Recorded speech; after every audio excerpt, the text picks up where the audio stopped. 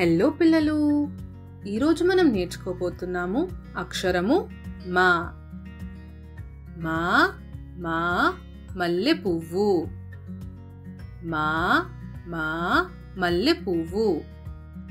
మల్లె పువ్వు తెల్లగా సువాసనతో ఉండే అద్భుతమైన పువ్వు. దీన్ని జడల్లో, పూజల్లో ఇంకా అలంకరణలో ఉపయోగిస్తారు. మా మా మజ్జిగ. మా మా మజ్జిగ. మజ్జిగ పెరుగు నీళ్లతో చేస్తారు. మజ్జిగ శరీరానికి చల్లదనాన్ని ఇస్తుంది.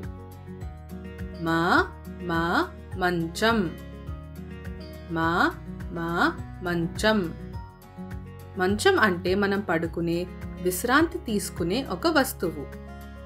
మనం మంచం మీద రాత్రి దిండు మరియు దుప్పటి వేసుకుని పడుకుంటాం. మాతో పాటు నేర్చుకున్నందుకు ధన్యవాదాలు. ఇది ఏ అక్షరమో చెప్పండి. మా.